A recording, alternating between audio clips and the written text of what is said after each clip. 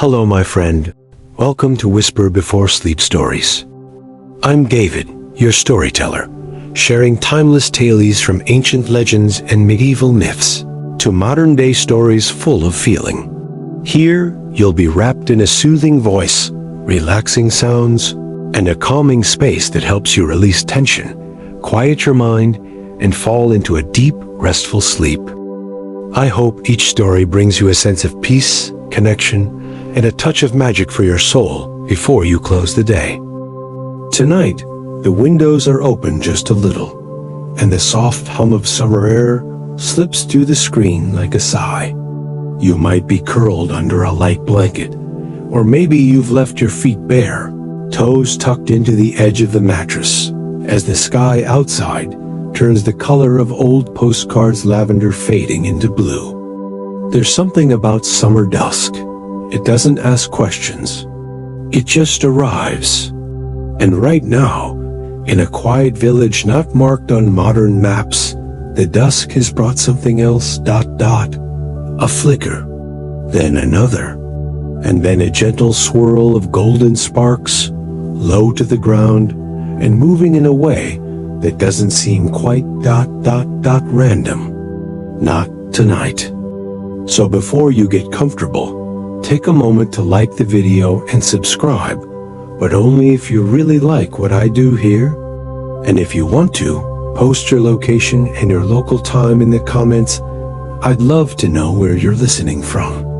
Now, turn off the lights, maybe turn on a fan for some soothing noise. And let's go on a journey together tonight, or some meditation to help the audience relax their minds.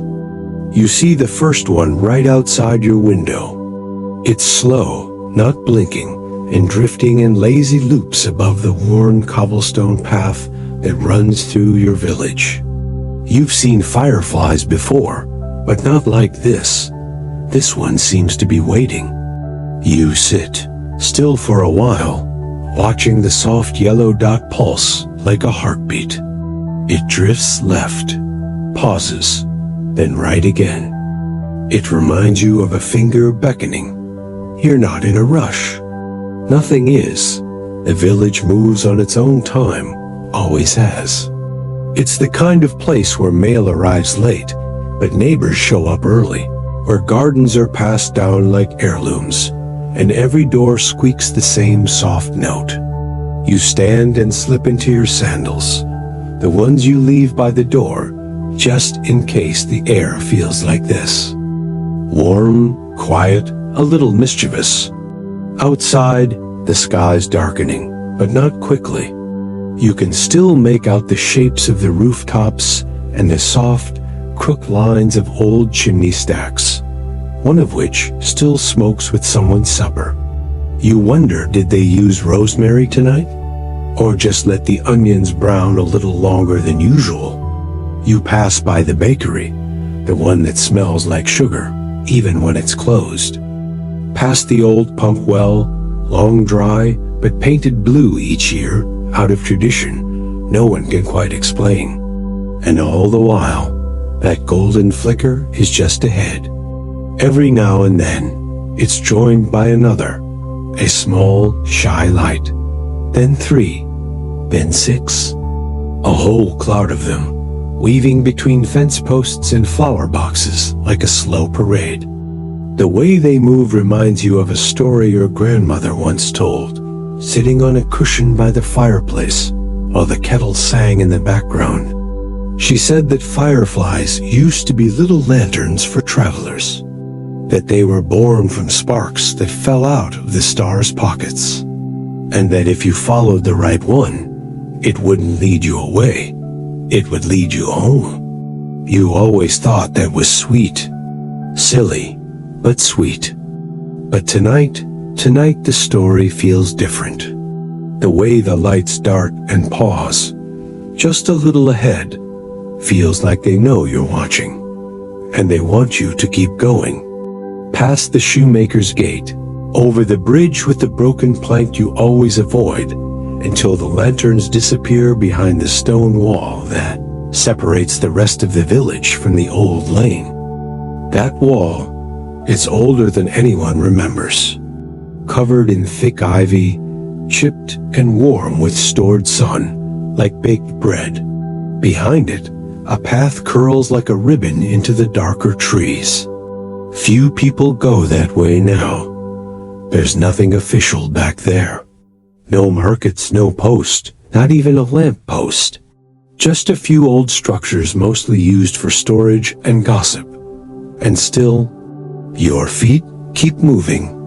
You remember the texture of this lane. The crunch of gravel that gives way to damp earth.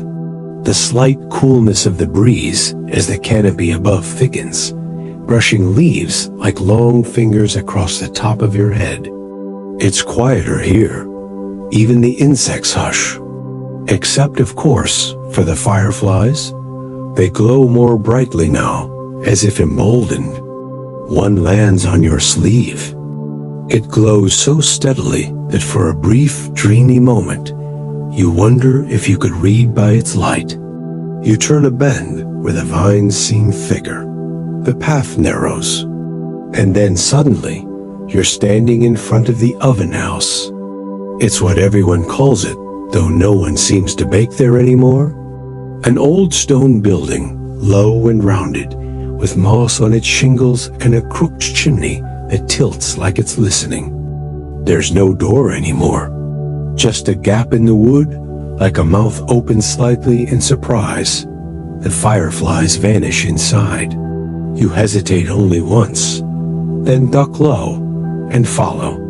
The moment you step in, the air shifts. It's cooler, dry, and smells faintly of ash and something sweeter, cinnamon perhaps, or the dusty memory of it. The walls glow with a faint orange hue. And in the center of the room, under a beam of moonlight, slipping through a crack in the roof, lies something unexpected.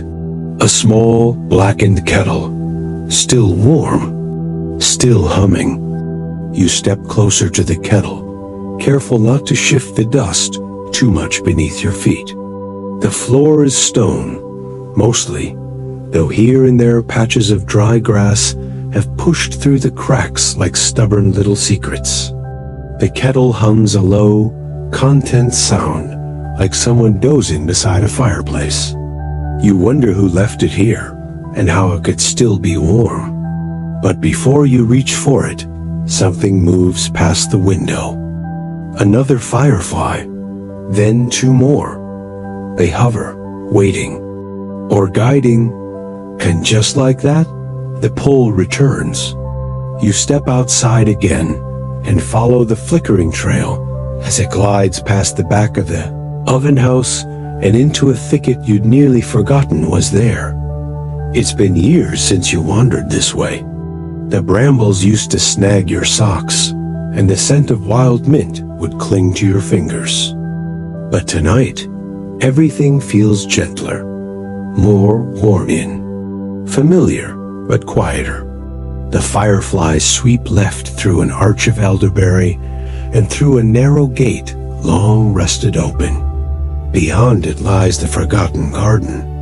It must have belonged to someone who liked lilac and gooseberry and let the lavender grow too tall in the corners. The layout is messy, but purposeful, like someone had tried to create their own secret language using flower beds. You pause beside a stone bench, half swallowed by vines. You remember faintly that someone used to play music here. An old man with a cracked flute and kind eyes. He's long gone now, maybe moved away, or maybe not. You never really asked. Another firefly dances across your vision, then darts upward, over the archway made of bent iron and blossoms gone wild. You duck beneath it and step into the deeper part of the garden. Here, the plants have gone strange. There's a cluster of night-blooming jasmine, open wide, though the moon is only just rising. Poppies, tall and pale as bone. And something blue that shimmers faintly when you don't look at it directly. In the middle of this dream-tangled garden stands a crooked cottage, tiny, tilted. Its wooden shingles curve like a smile, and the door hangs just a little askew, as though it's been waiting to be opened again. You hesitate, not out of fear, but out of wonder, because the fireflies don't hesitate. They rush toward it, disappearing beneath the eaves, through a missing window pane, into the dark beyond. You press your hand to the doorframe. The wood is smooth, surprisingly so, and warm like it's been in the sun all day. You breathe in. Lavender, dust, a whisper of honey. Inside, it's still. Not silent. There's the hush of nighttime, the creak of old beams, the occasional rustle of something small and curious behind the walls. But the air feels lived in, safe. There's a fire in the hearth, no bigger than a candle flame, but steady. It casts a golden glow across a small wooden table, 2 chairs, and a shelf cluttered with jars. Not spice jars. No labels. Each one holds something that flickers. A bit of glass, a curled leaf, the stub of a beeswax candle. None of it makes sense. All of it feels important. You wander through the cottage slowly, fingers brushing over worn surfaces, catching on old fabric, a string of beads, the soft spine of a closed book that has no title. And then, in the far corner, you see it. A painting, just leaning against the wall. It's old, framed in dark wood and cracked at the edges, but the image is still clear. A girl, standing on a path very much like the one you walked to get here. Behind her, the village, distant and asleep.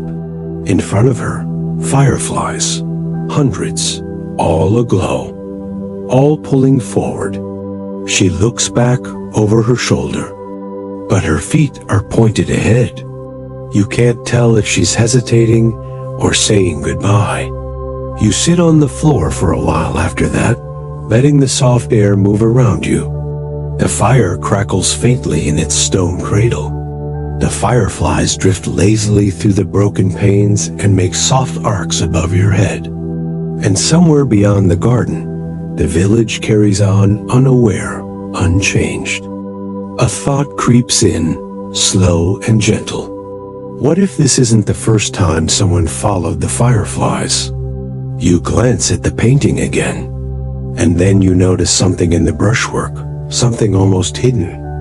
The girl in the image, her necklace, a round pendant, smooth.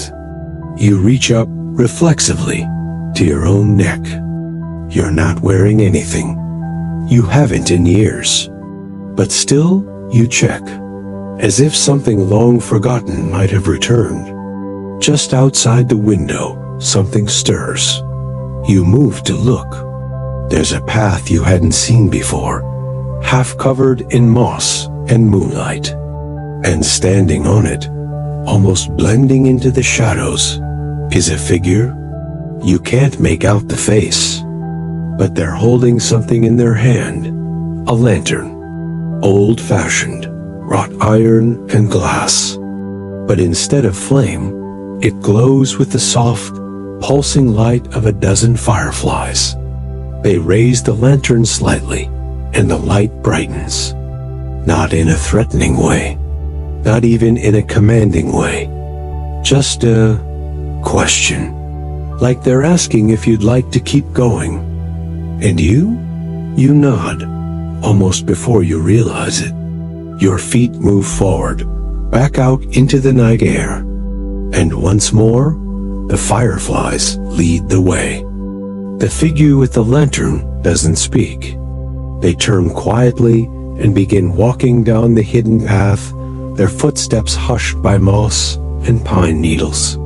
The fireflies orbit around them like stars caught in a soft current, and as you follow, you notice how their light doesn't flicker randomly anymore.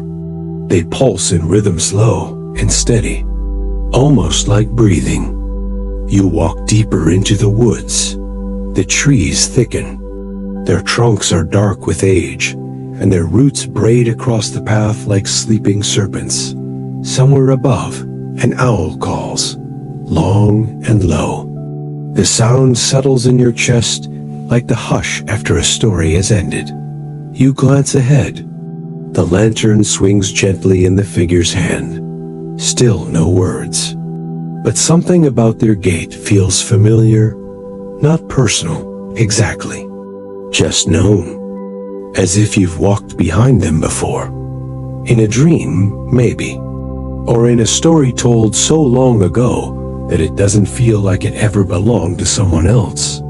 The path opens up into a clearing that glows with soft amber light. At its center, a low stone hearth, circular, built from smooth, dark river stones. It burns without smoke, the flame clean and still, casting a warmth that touches your skin like breath against a window. The figure stops beside it and places the lantern down. Without turning, they gesture toward the flame an open invitation. You step closer. On the far side of the hearth sits a woman. Older, with silver hair tied in loose braids. Her skin is weathered, her eyes sharp, but her presence is quiet. She nods once as you sit across from her. The fire crackles, and somewhere nearby, the wind moves through a chime you can't see. I wondered when someone would come, she says, voice rough but not unkind.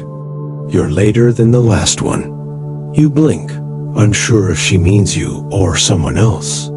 She studies the fire as though it's telling her a story you're not quite hearing yet. They only come on warm nights, she murmurs. The fireflies. Always when something's about to shift. That's what the old ones used to say. You ask her if she knows where the path leads. She gives a half smile. Nowhere exactly. And everywhere, if you're soft enough to let it, the flames reflect in her eyes. Once, a girl came here maybe your age, maybe younger. She followed the fireflies, just like you did. She reaches behind her and pulls something from a basket you hadn't noticed. An old ribbon, the kind you'd use to tie a braid. Faded red, worn smooth from touch. She left this behind, the woman says. Hung it on that branch right there before stepping into the dark. Said she didn't need it where she was going.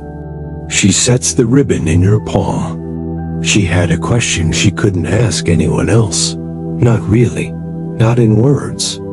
So she followed the lights, hoping they'd carry it somewhere the world could hear it. You open your mouth, but she lifts a finger. She never came back. Not to the village, anyway. The fire shifts. A log crumbles.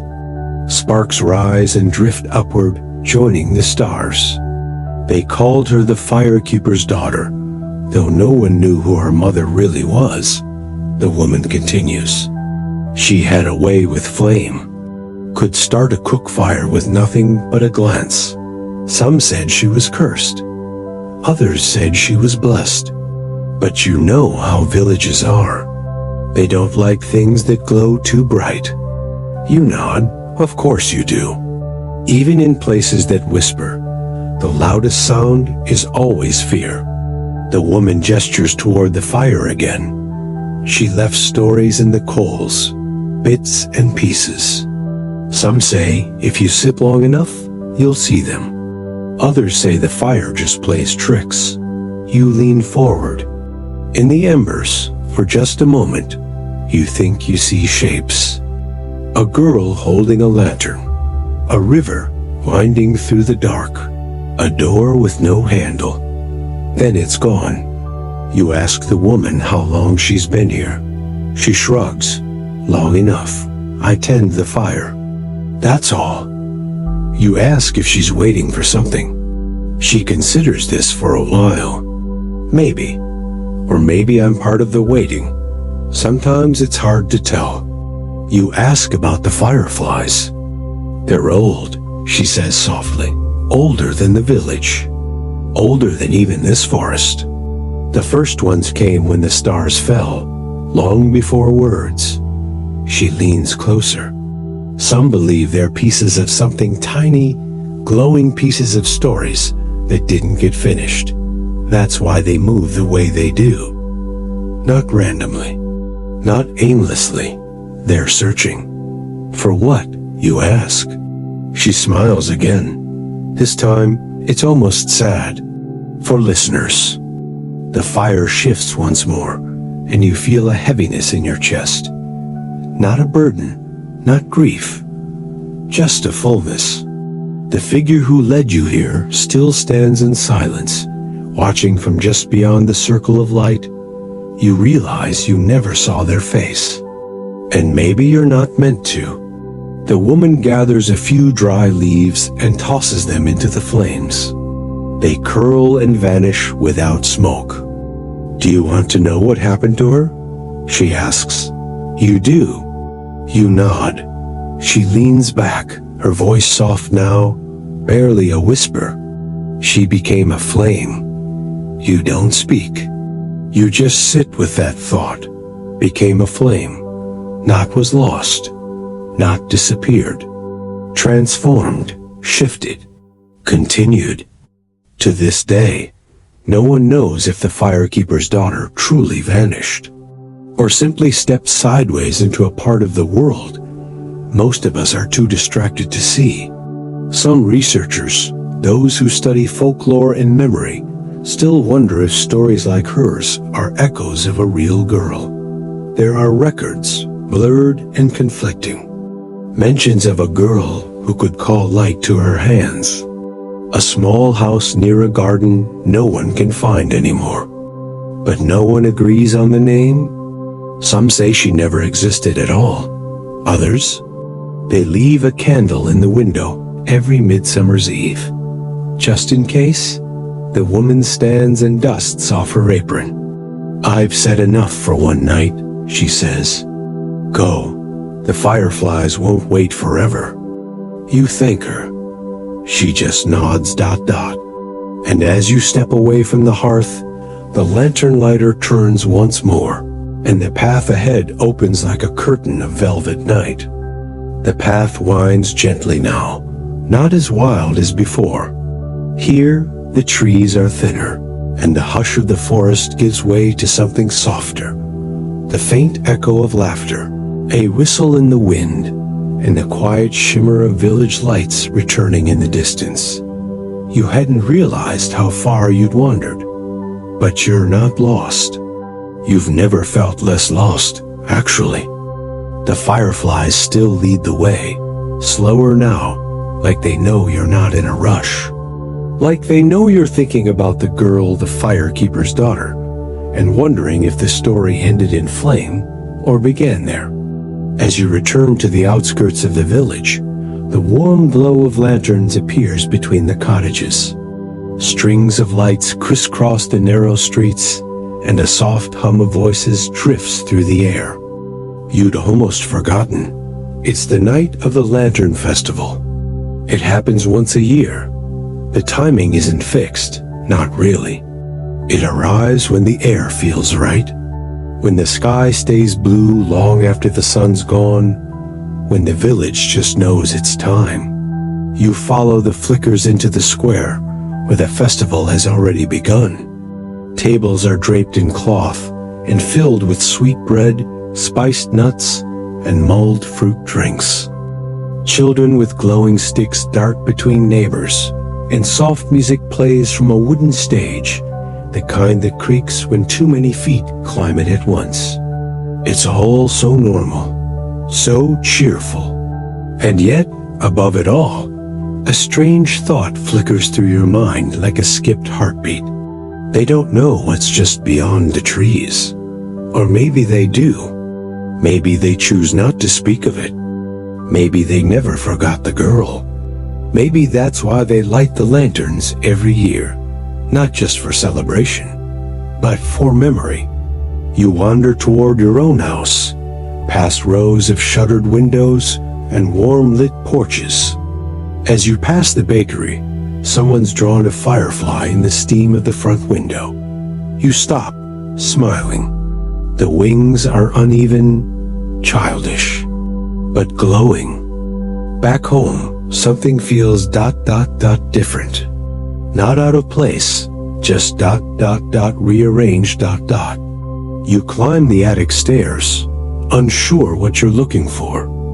But your body knows before your mind does. There's a cedar chest tucked into the back corner, one you don't remember ever opening. Your fingers find the latch without hesitation. Inside, old linens, a dried flower crown, and a thin leather-bound book, edges frayed, the cover marked only with a small symbol. A circle of tiny painted lights.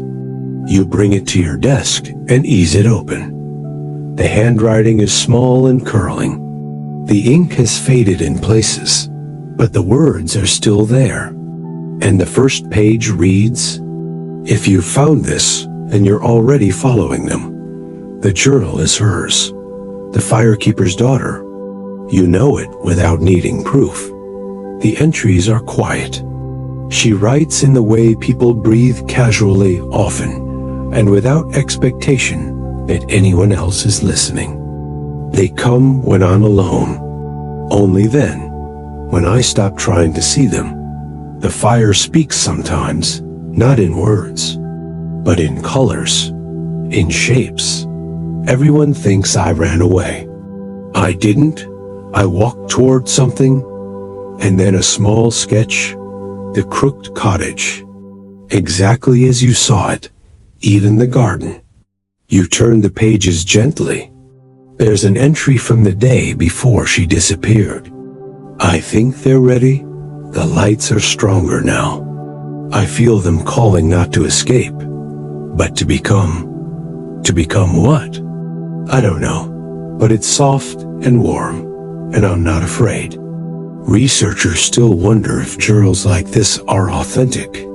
Some claim they're fakes, modern creations meant to lure romantic thinkers into ghost stories. Others believe they're fragments of a larger mystery, evidence of a girl who slipped through the cracks of history and left breadcrumbs in the form of firelight. You pause for a long time, letting your fingers rest on the final page. Then you look up. The attic window is open, and through it, just above the edge of the trees, you see them again. Fireflies, dozens of them, not swarming, floating, dancing. You smile, then turn back to the book. Tucked inside the back cover is something you hadn't seen before. A key, small, brass, delicate but solid.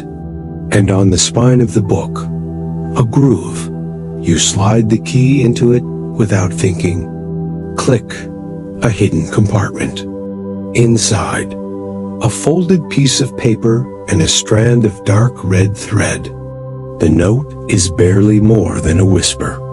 There's a room beneath the oldest root of the old ash tree. You'll know it by the warmth. Bring the thread. You hold the thread between your fingers. It's fine, soft, familiar. The kind of ribbon you'd wear if you didn't want to forget who you were. You step outside again. The festival is still bright behind you. But ahead, the fireflies are already moving, leading you toward the old tree, the far end of the garden path. You've walked by it 100 times. But tonight, it feels like the first. You press your hand to the bark. It's warm. Below the roots, just behind a cluster of moss and fern, the soil is soft. You brush it aside, revealing a small wooden door no bigger than a bread box. The key fits. Inside, not a treasure chest, not a secret tunnel, just a room, lit by a glow you can't explain. And in the center, a single wooden chair, facing the dark. You step in, the ribbon still clutched in your hand. And though the room doesn't close behind you, it does something stranger. It waits ... as if it knew you were coming, as if it's held the silence all this time, and only now can exhale. You sit down in the wooden chair. It's smooth, worn soft at the edges by time, and somehow, it fits you in a way chairs usually don't. Like it was shaped by the memory of people who came before, and who'll come after. The glow in the room isn't coming from a candle. There are no visible flames, no lanterns. Just a steady, golden warmth it seems to bloom from the walls themselves, or maybe from the air. You hold the ribbon in your hands. It feels heavier now, not in weight, in meaning. You think of the girl from the journal, the firekeeper's daughter, writing her last thoughts by firelight, never expecting anyone to find them, just needing to place her truth somewhere. You wonder if she sat in this very chair, if she held this very thread. You think of the fireflies too, how they moved with purpose, how they glowed even in the stillest parts of the dark, not afraid of being seen. Maybe that's what you've come here to remember, that some lights don't need to lead anywhere. They just need to be witnessed. The walls of the room seem to breathe with you now, in and out, and slowly you begin to notice something hidden within the glow. Shapes, faint, ghostly, moving in rhythm, like memories exhaled by the space around you. You see a child curled in a hammock, fingers chasing a firefly through the threads. An old man bent over a stove, stirring something fragrant, while the soft golden light bobs outside his window. A woman braiding her hair by moonlight, placing a lantern in her window, not because she's waiting, but because she remembers. Each of them glowing, each of them seen. And among the shapes, for just a moment, you see her, the girl. She doesn't speak. She doesn't need to. Her eyes meet yours, and the corners of her mouth rise in the softest smile. She's not sad. She's not lost. She simply is. You blink, and she's gone. But the warmth she leaves behind lingers like a hush after a lullaby. You lean back. You let yourself sink into the chair, into the room, into the quiet.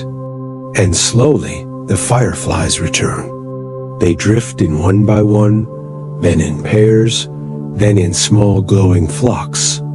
They settle in the corners. They draw soft patterns in the air, and they begin to pulse together slower now, slower. Their rhythm is your rhythm. Their light becomes your breath, in and out. Time doesn't pass here. It pauses, like a held note, echoing at the end of a song you don't want to end. You think about the questions that remain unanswered. Did the girl truly vanish? Did she burn away into legend, or simply choose a quieter kind of presence? Did the fireflies find her, or did she become one of them? There are no answers, and you don't need them. Some mysteries aren't puzzles to solve. They're stories to rest inside.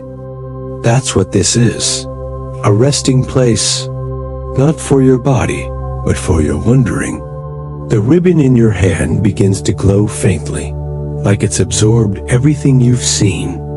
It's a part of the story now, and so are you. You close your eyes, and the fireflies begin to hum. Not loudly, not even in words, just a feeling, a song sung only in warmth.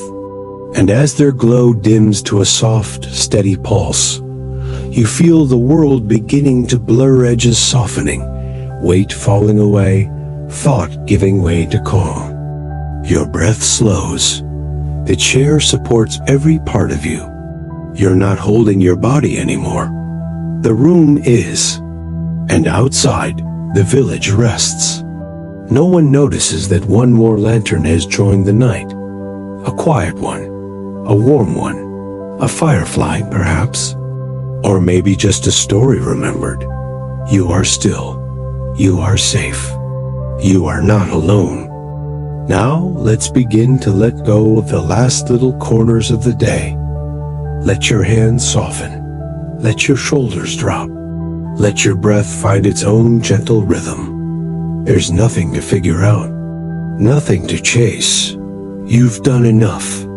Let the lights dim in your mind, one by one. Let each memory, each question, each flicker of thought dissolve like the final glow of a firefly, drifting upward into the stars.